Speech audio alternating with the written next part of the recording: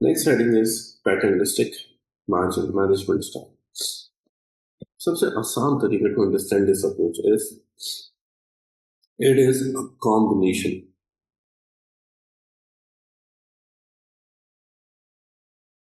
Of autocratic and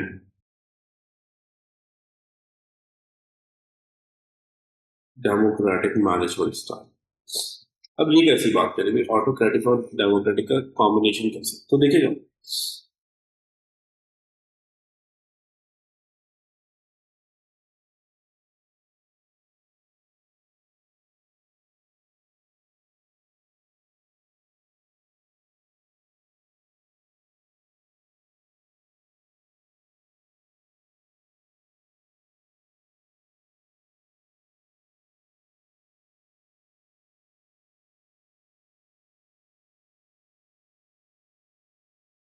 decisions are made by the managers without discussing it with employees. Autocratic में क्या होता है, decision maker तो manager है, उसी ने डिसीजन को ऑप्ट कर लिया और वर्कर से कुछ भी डिस्कस नहीं करा। फिर डेमोक्रेटिक कैसे आ गया इधर?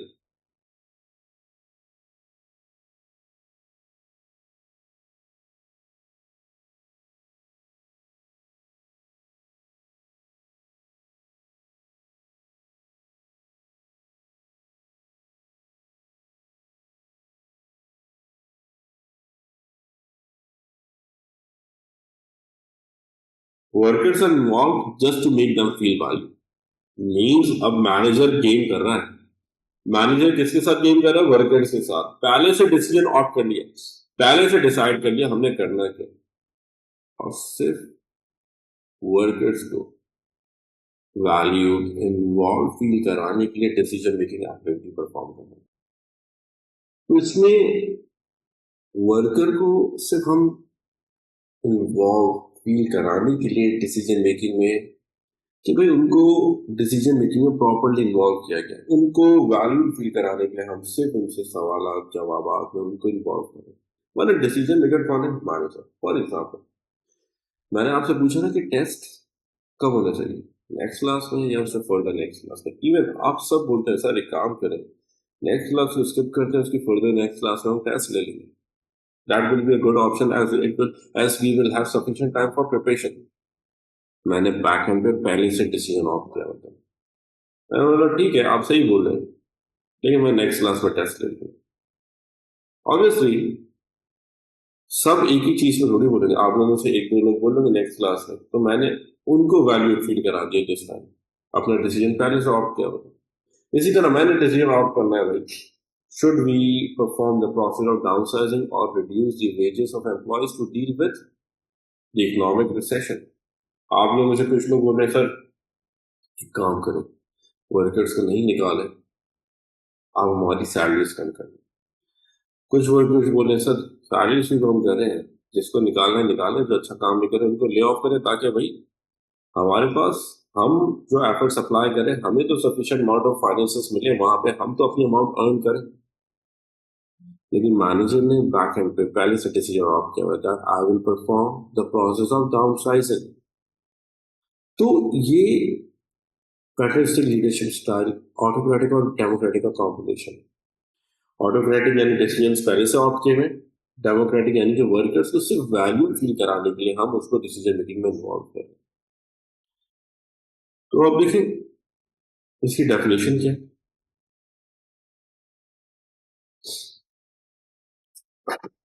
A management style in which managers take decisions by their own। जो भी डिसीजन है मैनेजर खुद ऑप्ट करे, मैनेजर खुद इम्प्लीमेंट करे on the basis of their knowledge and experience and skills.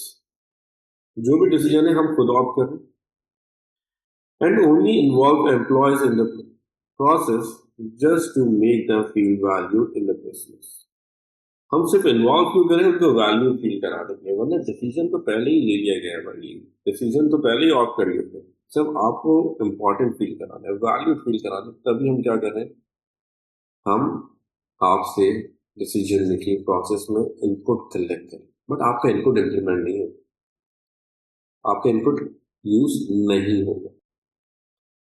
तो ये है हमारे पास पैटर्निस्टिक लीडरशिप स्टाइल। क्या पोटेंशियल बेनिफिट्स आएंगे? देखिए इसके बेनिफिट्स कुछ ऑटोक्रेटिक के अप्लाई होंगे, कुछ डेमोक्रेटिक के। अब जब डिसीजन मेकर मैनेजर है तो एरर्स के चांसेस कम होंगे, प्रॉब्लम्स कम होंगी। तो देखें there will be less errors and wastage after decision making process, क्योंकि मैनेजर ने जो भी डिसीजन ऑप्ट करा वो detailed discussion detailed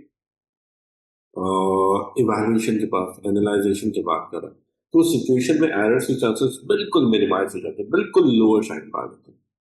number two, it will create a positive impact on motivation of employees. Worker भी मोटिवेटेड फील करे क्योंकि उसको थोड़ी पता मैनेजर ने पहले से डिसीजन लिया हुआ है। वर्कर को थोड़ी आइडिया कि भाई जो डिसीजन मेकिंग प्रोसेस परफॉर्म किया जा रहा है उसमें मैनेजर हमें सिर्फ बेवकूफ बना रहा है, डिसीजन वो खुद लिया हुआ है। तो यहाँ पे वर्कर वैल्यूड फील करेगा, इंपॉर्टेंट फील करेगा due to the involvement in decision making process. Number three, it will help in generating ideas for future decision making. अच्छा, वर्कर के जो ओपिनियन आ रहे हैं हम कचरे में नहीं फेंक रहे, हम उनको भी नोट डाउन करें ताकि हम उन आइडियाज को फ्यूचर में इम्प्लीमेंट करें, उनको फ्यूचर में यूटिलाइज करें। क्योंकि अगर अभी वर्कर की तरफ से यूनिक आइडिया आता है जो नया है, हम अभी इम्प्लीमेंट नहीं कर सकते क्योंकि हमें उसके सेटबैक्स नहीं पता, तो हम उसको बाद में इम्प्लीमेंट करेंगे after detailed evaluation of that idea. तो ये पोटेंशियल बेनिफिट्स हमें अचीव हो सकते हैं if we will use paternalistic leadership style. Limitation देखें। Number one, decision making will be time consuming.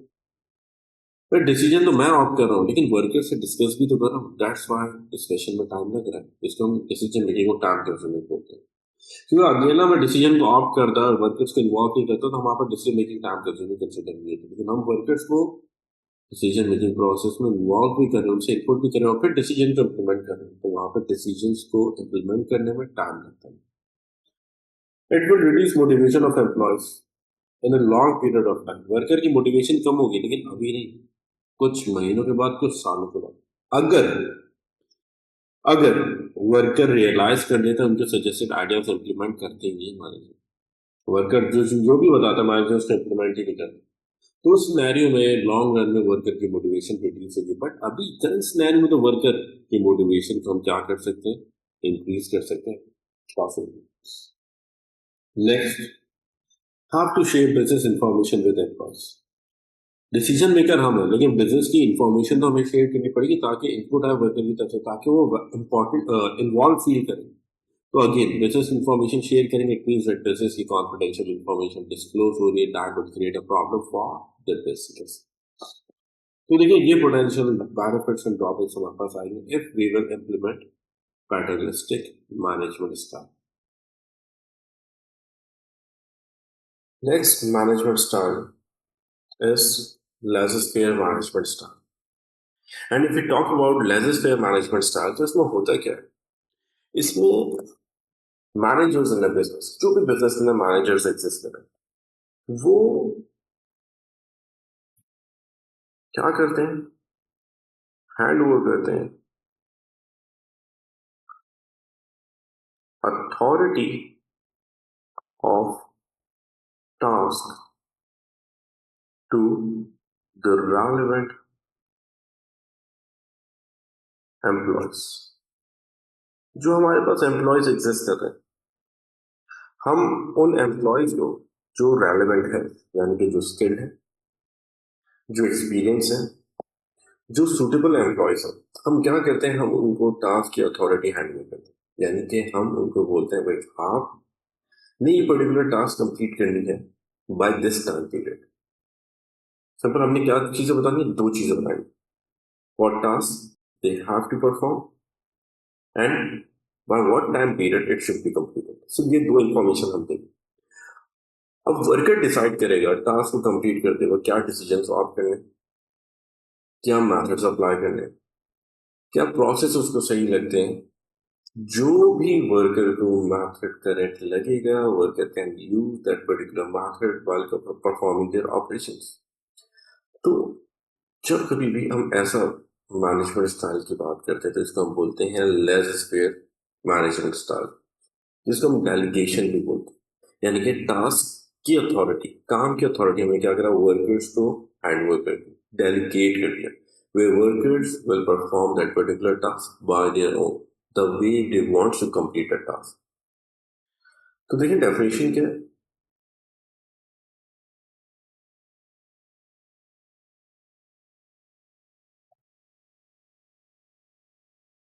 a management style of managing employees in which manager hands over the complete authority of decision making to its employees. हम क्या कर रहे हैं, हम complete authority, अच्छा authority related to the task, task से related भाई, ये नहीं कंपनी भेज दें लोग, हमने बोला भाई टास्क से रिलेटेड कंप्लीट अथॉरिटी हमने हैंड ओवर करी, वे workers will decide by their own, जो भी डिसीजन वर्कर्स को सही लग रहा है वो वर्कर्स इंप्लीमेंट करें, जो मेथड्स वर्कर को सही लग रहा है वर्कर उनको यूज करें। तो इसको बोलते हैं हम डेलीगेशन। आपको बोला जाता है ना घर का सामान ले आओ, सामान क्या लाना है वो बता रहे हैं, कहाँ से लाना है किस शॉप से लाना है वो आपके ऊपर चॉइस है। आप दूर से जाके सस्ता सामान ले आओ, करीब से आप महंगा सामान ले आओ, इट्स अप टू, हमने आपको बता दिया क्या टास्क कब तक कंप्लीट करनी है, चॉइस आपकी है। तो ये क्या है, that is laissez faire management style या डेलीगेशन। अब इससे मैनेजर्स के लिए बहुत आसान हो जाता है, जब मैनेजर्स टास्क की अथॉरिटी हैंडओवर करते हैं, वर्कर्स को अलाउ कर देते हैं to complete the task by their own, तो इस सिचुएशन में मैनेजर्स लेस बर्डनाइज होते हैं, क्योंकि टास्क से रिलेटेड रिस्पॉन्सिबिलिटीज तो हमने हैंडओवर कर दी ना, टास्क से रिलेटेड जिम्मेदारी हमने सारी बांट दी, जब हम टास्क से रिलेटेड जिम्मेदारी हैंडओवर कर रहे हैं, डिस्ट्रीब्यूट कर रहे हैं, वहां पे मैनेजर फिर प्लानिंग का प्रोसेस परफॉर्म कर सकता है, यानी कि मैनेजर स्ट्रैटेजीज डेवलप करने पे फोकस कर सकते हैं rather than supervising the task of employees. देखिए बेनिफिट क्या है, सबसे पहली चीज, it will help in increasing motivation of skilled and experience employees, because they will they will get the chance to utilize their skills and experience। Chance मिला है, जब chance उनको मिल रहा है अपनी स्किल्स और एक्सपीरियंस को यूटिलाइज करने के लिए, तो वहां पे मोटिवेशन पे पॉजिटिव इम्पैक्ट क्रिएट होगा, वर्कर मोटिवेटेड फील करेंगे, तो मोटिवेशन में पॉजिटिव इम्पैक्ट आया, मोटिवेटेड हो गया worker. Number two, it will help in creating managerial skills of employees who can work at different managerial positions in the business। यानी कि अभी मैंने आपको स्किल्स डेवलप करने के लिए एफर्ट्स अप्लाई करवा दी, जहाँ पे आप खुद से डिसाइड करो टास्क कंप्लीट करने का मेथड, किस तरह टास्क को परफॉर्म करना है, क्या ऑप्शन आपको सही लग रहा है टास्क को कंप्लीट करते वक्त। तो जब मैं आपको अथॉरिटीज हैंड ओवर करूंगा, आप ग्रेजुअली बेटर डिसीजन मेकिंग पे जा सकते हो, और जो अब आप gradually better decision making process में मूव करोगे, तो ऑटोमेटिकली आपके पास क्या होगा, आपकी मैनेजरियल स्किल्स डेवलप होंगी, आप फ्यूचर के अंदर एक बेटर मैनेजरियल पोजीशन पे एग्जिस्ट कर सकते हो, एक अच्छे मैनेजर की तरह आप एक्ट कर सकते हो। लेकिन किस पे डिपेंड कर रहा है, ये डिपेंड करता है टोटल आपके स्किल्स के ऊपर, आपकी मैनेजरियल डिसीजन मेकिंग प्रोसेस के ऊपर। तो देखिए हमारे पास क्या हुआ, हमने वर्कर्स को टास्क की अथॉरिटी हैंड ओवर कर दी, अब वर्कर खुद से डिसीजंस को ऑप्ट कर रहे हैं जो सिचुएशंस को सही लग रही है, जो मैथड को सही लग रहा है। तो इस सिचुएशन में क्या हुआ, हमारे पास फ्यूचर में मैनेजर अवेलेबल होंगे जो एग्जिस्टिंग मैनेजर को रिप्लेस कर सकते हैं, या हमारे एक्सपेंशन प्रोसेस में सपोर्ट कर सकते हैं। बाय एनी चांस हमने प्लान करा टू ओपन अनदर ब्रांच, तो एग्जिस्टिंग वर्कर्स जिनकी स्किल्स डेवलप हुई हैं, जिनकी स्किल्स पॉलिश हुई हैं through the use of laissez management style, वो क्या करेंगे, वो उस नई ब्रांच उस एक्सपेंशन प्रोसेस में सपोर्ट प्रोवाइड कर सकते हैं। तो ये भी बेनिफिट हमारे पास आता है कि अभी लेजिस्लेटर की वजह से वर्कर्स की डिसीजन मेकिंग स्किल्स इनहैंस होंगी, डेवलप होंगी, जिससे फ्यूचर में 6 मैनेजर बन सकते हैं। Next, it will reduce the responsibility of existing managers, जो भी काम कर रहे हैं उनकी रिस्पॉन्सिबिलिटीज भी कम होगी। अब ये कैसे रिड्यूस होगी, क्योंकि मैनेजर को टास्क परफॉर्म नहीं कर रहा, मैनेजर वर्कर्स को ओवरलुक नहीं कर रहा, वर्कर्स खुद ही टास्क को मैनेज करेंगे, खुद ही टास्क को कंप्लीट करेंगे क्योंकि रिस्पॉन्सिबिलिटी हमने उनको हैंड ओवर कर दी। तो सिचुएशन में मैनेजर के पास स्पेयर टाइम होगा, फ्री टाइम अवेलेबल होगा, जिसकी वजह से वो डिफरेंट टास्क को लुक आफ्टर कर सकता है, जिसकी वजह से वो बिजनेस के कॉर्पोरेट एम यानी लॉन्ग टर्म एम याद है, लॉन्ग टर्म गोल जो था उसको अचीव करने के लिए स्ट्रैटेजीज को डेवलप कर सकता है। तो ये भी पोटेंशियल बेनिफिट आता है हमारे पास, लेकिन कुछ लिमिटेशंस भी हमें फेस करनी है। तो क्या लिमिटेशंस आएंगे if we will use this leadership style? Number one, it will increase errors and wastage. Errors और वेस्टेज इंक्रीज हो जाएंगे। क्यों? क्योंकि वर्कर को पहली दफा डिसीजन मेकिंग अथॉरिटी मिल रही है, पहले से थोड़ी डिसीजन को ऑप्ट करते आ रहे हैं। वर्कर को इन डेप्थ नॉलेज थोड़ी है, वर्कर को थोड़ी पता है कि क्या डिसीजन ऑप्ट करेगा तो लॉन्ग टर्म में क्या प्रॉब्लम्स क्रिएट हो सकती है। तो यहाँ पे प्रॉब्लम क्रिएट होती है कि मैनेजर जो है हमारे पास वो तो डिसीजन को अच्छे से ऑप्ट कर सकते हैं, लेकिन जैसे ही वर्कर्स को अथॉरिटी हैंड ओवर करेंगे तो वर्कर्स एरर्स करने लगते हैं, रॉन्ग डिसीजंस को ऑप्ट करते हैं इनिशियल टाइम पे, जिसकी वजह से wastage and errors will be on higher side. But long term नहीं है, ये शॉर्ट टर्म प्रॉब्लम है। तो शॉर्ट टर्म प्रॉब्लम्स क्रिएट होती हैं but long term solution generate हो जाते हैं। Number two, it will reduce importance of managers among employees. Managers can between importance of workers के between importance of manager reduce हो जाता है। क्यों? एक वर्कर क्या सोचेगा, भाई सारे डिसीजन हमें ऑप्ट करने हैं, खुद से हमें डिसाइड करना है, तो इन मैनेजर की हमें क्या जरूरत है, हटाओ इन मैनेजर को, इनकी तनख्वाह भी हमें दे दो। Mentality, perception.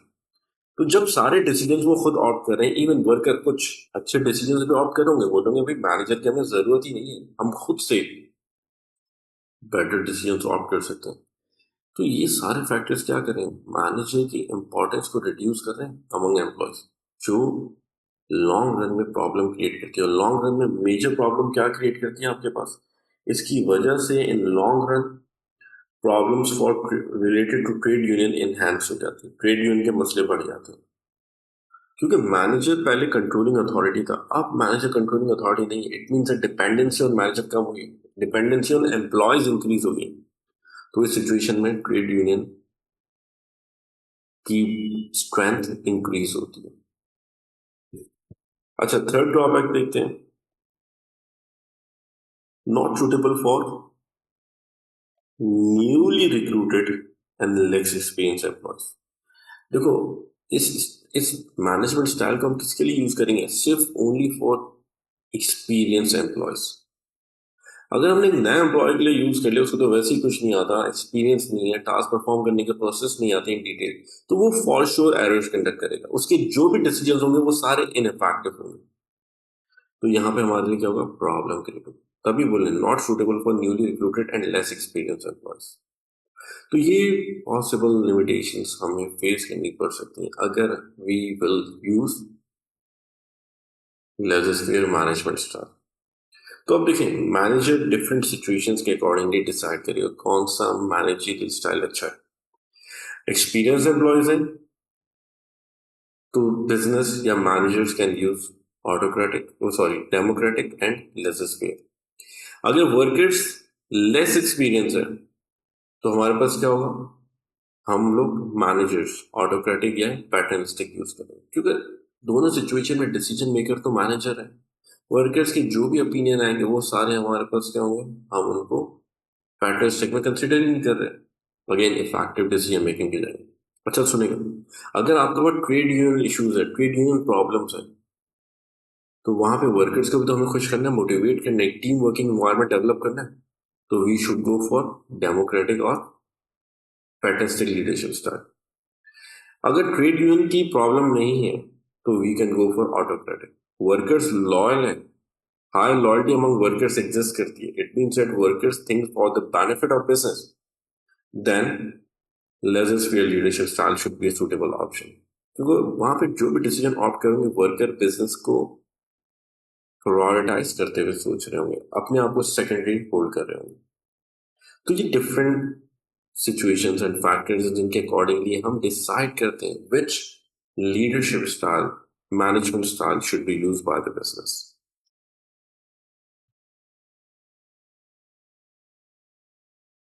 Next heading management theories.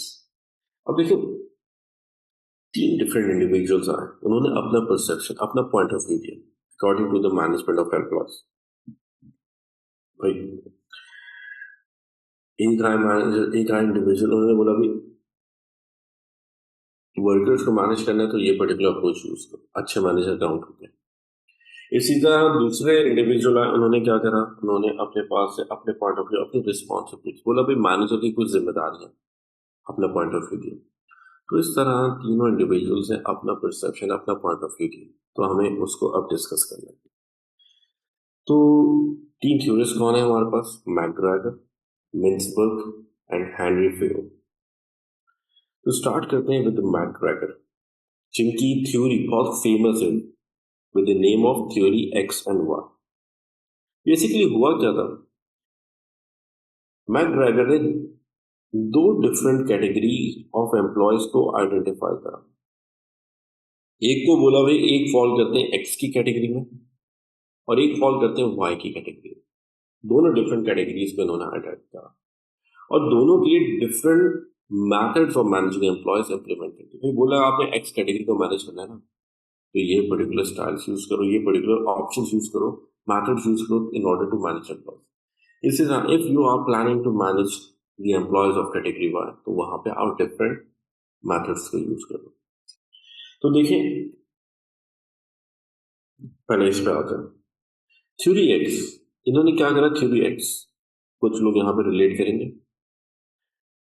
Theory x वो है एम्प्लॉयज जो काम को पसंद ही नहीं करते, दे डिसलाइक देयर वर्क। उनको बस बोलोगे भाई बैठ जाओ, सुकून से खुशी खुशी बैठे रहेंगे, लेकिन काम करने के लिए बोलोगे तो वहां पे they will about to die, वो सिचुएशन क्रिएट होगी। तो ऐसे लोगों को आपने क्या करना है, डायरेक्शंस प्रोवाइड करनी, फुल कंट्रोल रखना है इनको, आपने बताना है क्या काम किस तरह करना है।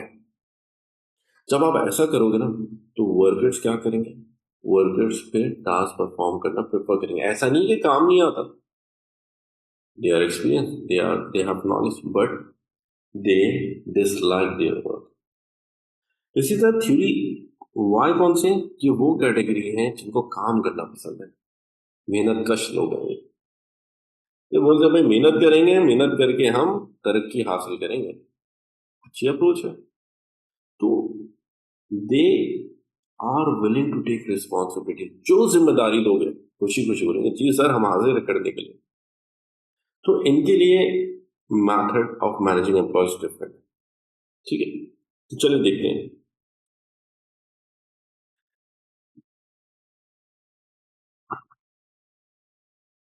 According to McGregor, there are two categories of employees in a business, which are known as category X and Y.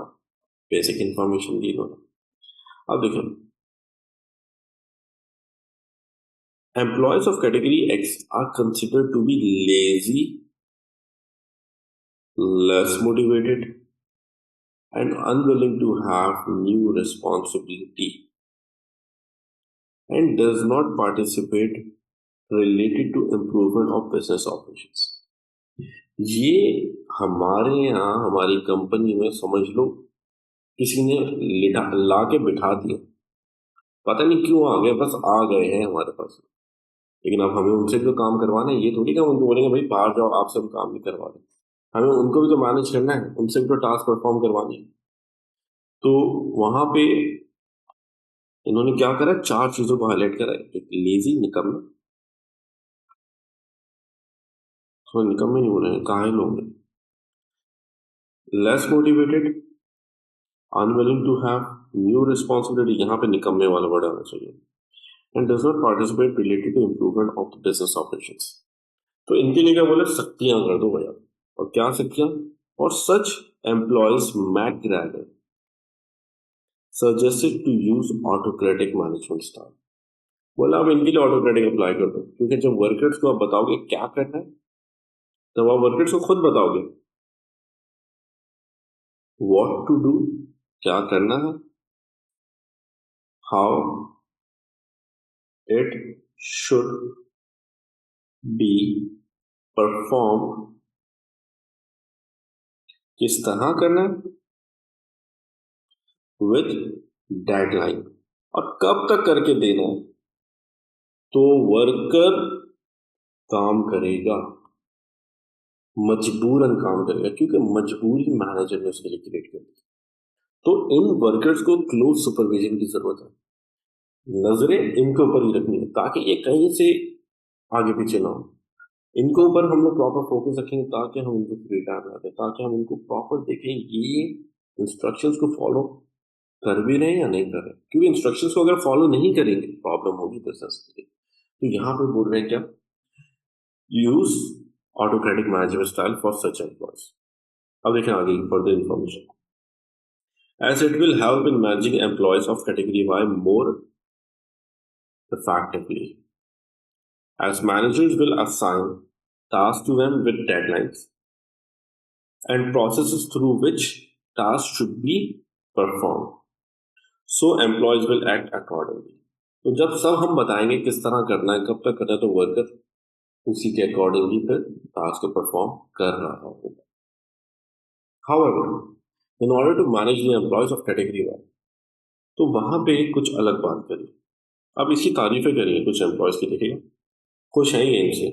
Employees of category Y are considered to be efficient, willing to have new responsibilities and targets, and also actively participate towards a business improvement, यानी कि kind of loyalty की बात कर दी। तो ये employ हमारे लिए बहुत अच्छे हैं, खुश हैं इनसे मैकग्रेगर, तो इनके लिए देखिए क्या सजेशन दे रहे हैं। So for such employees, McGregor has suggested to use democratic, paternalistic, or laissez-faire management style, as it will encourage them to work more efficiently in the business. क्योंकि देखें, जब मोटिवेटेड है, स्किल्ड है, willing to support the business है, तो वहां पे हम डेमोक्रेटिक यूज करेंगे, इनपुट आएगा, एज अ टीम काम करेंगे। पैटर्निस्टिक यूज करेंगे, स्टिल इनपुट आएगा। लेजिस्लेटिव में अथॉरिटी जो देंगे तब भी वो काम करने के लिए विलिंग है, बिजनेस के लिए अच्छा सोच रहे, एक्सपीरियंस है, तो वो क्या होगा, वहां पे उस सिचुएशन के अंदर एम्प्लॉय मोटिवेटेड भी होगा, प्रॉपरली मैनेज भी होगा। तो मैनेजर के लिए अब इंपॉर्टेंट क्या है, मैनेजर के लिए इंपॉर्टेंट है to identify the employees which falls under the category X and category Y. जब हम ये प्रॉपरली आइडेंटिफाई कर लेंगे ना बाय बीइंग मैनेजर, ऑब्वियसली इसको आइडेंटिफाई करने के लिए कुछ चेकलिस्ट बनानी पड़ेंगी हमें। तो अगर मैनेजर ने उनको आइडेंटिफाई कर लिया कैटेगरी एक्स कैटेगरी वाई, तो प्रॉपरली और अच्छे तरीके से मैनेज किए जा सकते हैं वो एम्प्लॉयज। देखिए आगे,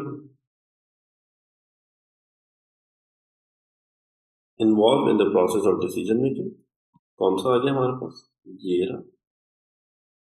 assign task to them, give authorities to them, तो ये क्या आ गया हमारे पास, ये आपके पास McGregor's theory X and Y है। और next theory is Henry Fayol. अब ये जो हेनरी फ्यूल की थ्योरी है ये बहुत आउटडेटेड कंसिडर की जाती है, क्योंकि इन्होंने बहुत बेसिक चीजों पर बात की।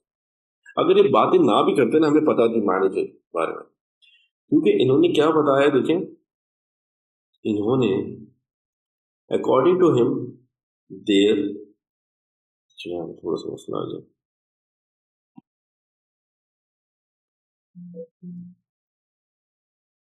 according to him there are 5 main responsibilities functions of management process। सिर्फ 5 जिम्मेदारियां रिस्पॉन्सिबिलिटीज ऑफ मैनेजर की बात करें, कोई भी मैनेजर होगा उनकी ये 5 रिस्पॉन्सिबिलिटीज एग्जिस्ट करती है। बट ये 5 रिस्पॉन्सिबिलिटीज हैं क्या, देयर इज अ क्वेश्चन। तो देखें इन 5 जिम्मेदारियों के बारे में बात करिएगा, planning, organizing, commanding, coordinating and controlling. अगर मैं बात करूँ ना, ये थ्योरी ना भी पढ़ती तब भी हमें पता था मैनेजर प्लान करता है, प्लान टास्क के लिए रिसोर्सेज अरेंज करता है, टास्क असाइन करता है, कमांड्स होता है, कोऑर्डिनेशन डेवलप करवाता है in between different department, between different employees, इसी तरह फिर टास्क को मॉनिटर करता है कि वर्कर सही से काम कर भी रहे हैं या नहीं, are they working according to the requirement या standards of a business can easily achieve their desired objective on time और नॉट। ये क्या बेसिक चीजें, इन्हीं चीजों पर बात करें हैंड फ्यूल में, और कुछ नहीं। तो देखें, सबसे पहले क्या बोले, planning. It is important for managers to plan out different activities, tasks through which the desired objective, जो भी ऑब्जेक्टिव है डिपार्टमेंट का, वो अचीव करना है, can be achieve. Effective managers also plan out all the resources which will be required to complete the perform the task of the planned activities। यहाँ पे सिर्फ क्या प्लानिंग, सोचना टास्क कंप्लीट किस तरह होंगी और उसके लिए क्या क्या चीजें चाहिए, सिर्फ ये चीजें सोचना, दो चीजें, how the task will be perform and the resources that will be required to complete the task. सिर्फ इन चीजों पर बात करनी है स्टार्टिंग। तो मैनेजर यही तो करता है। जब प्लानिंग हो गई फिर वो क्या करेगा, रिसोर्सेज अरेंज करेगा। कौन कौन सी, फंड्स, पैसे, पैसे भी तो चाहिए टास्क को कंप्लीट करने के लिए। पैसों के अलावा लेबर, टास्क कौन कंप्लीट करेगा, कौन परफॉर्म करेगा, लेबर, वर्कर्स परफॉर्म करेंगे on the behalf of business. तो कौन से लेबर चाहिए, उनके पास क्या स्किल्स होनी चाहिए, कब तक हमें उनको हायर करना है, प्लानिंग। इसी तरह हमारे पास मशीनरीज क्या चाहिए, मटेरियल क्या रिक्वायर्ड, जो जो रिसोर्सेज हमें रिक्वायर्ड है हमने सिर्फ प्लान आउट कर। और जब वो रिसोर्सेज प्लान आउट कर लिए तो अब हम क्या करेंगे, ऑर्गेनाइज करेंगे, अरेंजमेंट करेंगे उन रिसोर्सेज। तो देखिए नेक्स्ट क्या है, ऑर्गेनाइजिंग रिसोर्सेज। तो देखिए क्या बोलते हैं, manager in business should arrange all the required resources on time. जो जो चीजें चाहिए, जो जो रिक्वायर्ड रिसोर्सेज है उनको ऑन टाइम अरेंज करें, क्योंकि जब हम ऑन टाइम अरेंजमेंट कर लेंगे तो टास्क में इंटरप्शन नहीं आएगी। तभी देखिए इसमें एम्फेसाइज ज्यादा कहाँ कर रहे हैं, ऑन टाइम। ठीक है भाई, आगे देखो, like finances, employees and other resources, these resources should be arranged carefully so that the task can be completed on time without any interruption। हमें इनको क्या करना है, बहुत ध्यान से अरेंजमेंट करना है क्योंकि टास्क हमारे पास ऑन टाइम कंप्लीट हो। मैनेजर ने अरेंजमेंट कर दिया, तो जब हमें अब्दुल साहब चाहिए, हमें रिक्रूटमेंट करनी है, अब्दुल साहब को जॉब पे रख लिया। अब क्या करेंगे, अमजद साहब को इंस्ट्रक्शन देंगे, उनके काम क्या है, क्या टास्क उनको परफॉर्म करनी है, why the company have hired. तो देखें, commanding and motivating employees, manager should manager should properly communicate the task to its employees, क्योंकि जितना कम्युनिकेट करेंगे प्रॉपर्ली कंफ्यूजन कम होगी, एरर्स की चांसेस कम होंगे। तो हमें मेक श्योर करना है जो भी टास्क है उनको हम प्रॉपर्ली कम्युनिकेट करें ताकि क्लैरिटी रहे, कंफ्यूजन एलिमिनेट हो, एरर्स के चांसेस मिनिमाइज हो, so that employee will have knowledge about the target and the process of completing the task without any confusion। ठीक है, किसी भी कंफ्यूजन के बगैर। If these information are communicated, then workers will be motivated। जितना properly, जितना clearly आप communicate करोगे, वर्कर वैल्यू मोटिवेशन फील करते हैं, ठीक है, टास्क परफॉर्म करते हुए कोई प्रॉब्लम, कोई डिफिकल्टी फेस नहीं करेगा। अब कमांड इंस्ट्रक्शंस दे दिए वर्कर्स को अलग अलग, अब उन सबके इन बिटवीन कोऑर्डिनेशन भी तो करनी है। अमजद साहब को हो सकता है ह्यूमन रिसोर्स से भी नीड हो सपोर्ट की, हो सकता है फाइनेंस डिपार्टमेंट की भी नीड हो सकता है मार्केटिंग डिपार्टमेंट की भी नीड हो। तो अब हम क्या करेंगे, अब हम कोऑर्डिनेशन डेवलप करवाएंगे in between the relevant employees of the business. लेकिन क्या हो रहा है, coordinating activities, manager should perform effective coordination in between the business में किसकी बात कर रहे हैं हम भाई, डिफरेंट डिपार्टमेंट्स और ब्रांचेस से, because coordination will help in moving all the employees and department towards the same objective। क्योंकि सब कलेक्टिवली रोल प्ले करेंगे, सब कलेक्टिवली एक्ट करेंगे, जिसकी वजह से हम अपने डिजायर्ड ऑब्जेक्टिव को ऑन टाइम अचीव कर सकते। अब देखें, प्लान कर लिया, रिसोर्स अरेंज कर लिया, कमांड्स इंस्ट्रक्शंस दे दी, कोऑर्डिनेशन डेवलप कर, अब मॉनिटरिंग करनी है। ये परफॉर्मेंस को इवैल्यूएट करना है तो यहाँ पे इसी चीज की बात करें, controlling and measuring performance. Managers in the business should properly monitor performance of employees through appraisal. Appraisal क्या भी मैं बताऊंगा. In order to make sure that all the employees perform tasks according to the business standards and achieve targets on time. तो देखिए भाई, appraisal means a particular method of measuring employee performance. Employee कैसा काम कर रहा है, अच्छा या नहीं, उसको चेक करने का एक मेथड है, दैट इज एम्प्लॉय अप्रेजल. तो यहाँ पे उसी चीज की बात करें, we are talking about employee appraisal. Employee की परफॉर्मेंस को इवैल्यूएट करें ताकि हम आइडिया लगा सकें that the employees are working according to the business standards और नॉट. जैसा काम एम्प्लॉयज को करना चाहिए वैसे ही काम कर भी रहे हैं या नहीं. तो ये क्या है, ये आपके पास थ्योरी ऑफ हैंडी फील्ड है, जो 5 रिस्पॉन्सिबिलिटीज, 5 जिम्मेदारियां ऑफ मैनेजर की बात कर रहा है.